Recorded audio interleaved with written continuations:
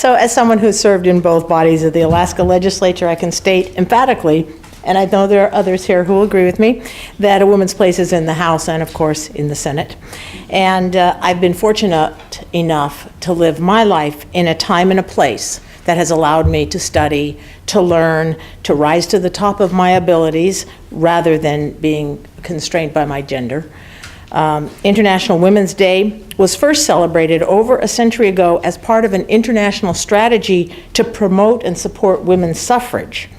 It's a commemoration of women's rights today, as well as a reminder that although gender equality worldwide is at an all-time high, there is still a great deal of work to be done. And throughout the world, millions of girls are married before they are adults. Families prioritize the education of sons over the education of their daughters. And the onset of puberty all too often curtails the ability of girls to go to school and continue their education and learning. Too frequently, women, as well as men, lack the freedom to live the way they please due to the circumstances of their birth. In the United States, we like to tell ourselves that everyone has the ability to rise to their own individual abilities, regardless of their gender, race, sex, religion, family, wealth, or a thousand other characteristics over which we have little, if any, control. And while that may be increasingly true, it's certainly not always the case. Until the 19th Amendment was ratified, that's the National Constitution in 1920, women were denied the ability to vote in most states, and while the appearance of electoral power existed after they're still underrepresented in the echelons of power, in the business world, in government, of course, and elsewhere.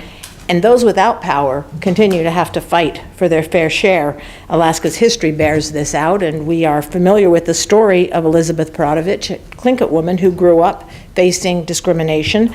She was instrumental in the passage of our own Non-Discrimination Act in 1945, the first anti-discrimination law to pass in the country.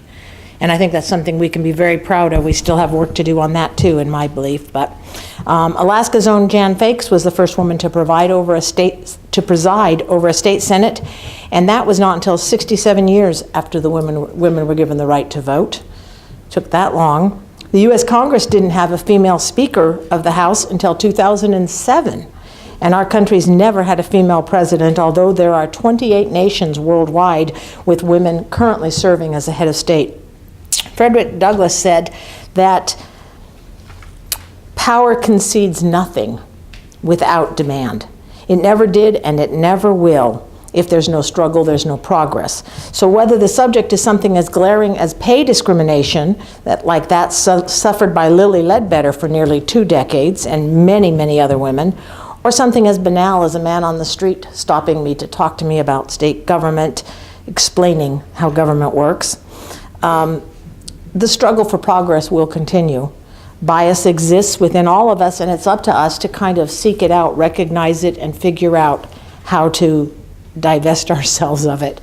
Tomorrow, Tiffany Zolkowski will be sworn in the other body, and Alaska will have 19 women serving in the legislature, and that is the highest we've ever been. It's wonderful, but that's about less than a third of legislative officials, and women are half the state population. So, as many of you know, I'll be stepping down at the end of this term, and I intend to spend more time with my children and grandchildren, and it is my fervent hope that my granddaughters will each have the same opportunities as I expect my grandson will have. Thank you.